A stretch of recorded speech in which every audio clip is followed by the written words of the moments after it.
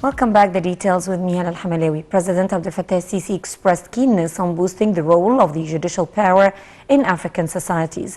He was speaking to presidents of constitutional and supreme courts and African constitutional councils holding talks in Cairo for the 6th high-level meeting. He said judicial efforts have gained more importance in light of challenges facing the African countries. The meeting, which started Saturday, is hosted by the Supreme Constitutional Court. Addressing the opening session, Prime Minister Mustafa Madbouli said that the African continent is an important part of a world that is facing challenges, calling for support to Africa to face the impact of crises. He said preserving the natural resources of Africa is a duty for all countries. He praised the outcome of the previous editions of the African Judicial Chiefs meeting in developing joint judicial work in Africa. Prime Minister Mustafa Madbouli resumed his visit to Sharm el-Sheikh to follow up on the preparations for the Climate Change Conference COP27 that is due to be held in November. Madbouli is set to review a number of projects in South Sinai in addition to a meeting of tourist investors.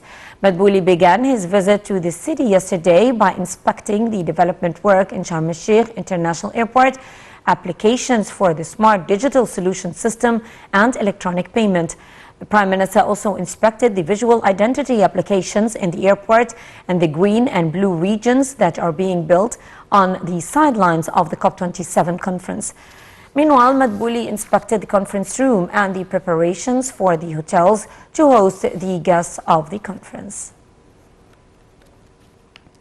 Prime Minister Sameh Shoukry asserted that the global reports indicated that the volume of global efforts and work exerted are not sufficient to face the climate changes that the world is witnessing.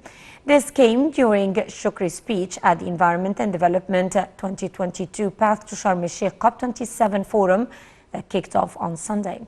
Shoukry said that Egypt aimed during the conference to transfer from promises stage to the implementation stage to face the repercussions of the climate change, as well as finding solutions to confront the food crisis and transition to renewable energy.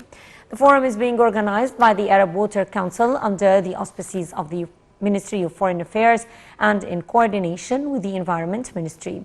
Senior officials, experts and intellectuals from 30 countries are taking part in the forum to continue from September 11th to the 13th in Cairo. The events discuss the impact of climate change on the environment and development and solutions to alleviate the effects of the phenomena on various fields. Food and water security feature high on the agenda of the meetings. Clean and energy and development, biological diversity and curbing carbon dioxide emissions are also on the forum's agenda. The forum comes within the preparations of the upcoming COP27 meeting due next November in Egypt's Red Sea resort of Sharm el-Sheikh. The National Dialogues Board of Trustees continued meetings in the 6th set of sessions at the headquarters of the National Training Academy to complete the discussion and review the rest of the rapporteurs and assistant rapporteurs for its subcommittees. Members of the Economic and Social Axis were chosen, as well as the assistant rapporteurs of the 3 main committees.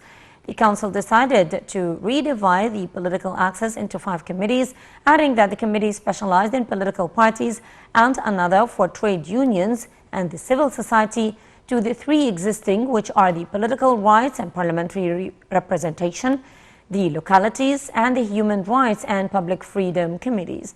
The Council also agreed to add a youth committee to the social axis in addition to a committee for tourism to the economic one and choose Hossein Badrawi as councillor to the National Dialogue to present Egypt's 2030 vision.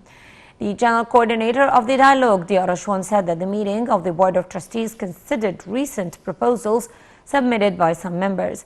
The Council agreed on 12 candidates for access and activities. The Council agreed on 18 candidates for the economic axis. As for the social axis, the Council agreed on 14 candidates.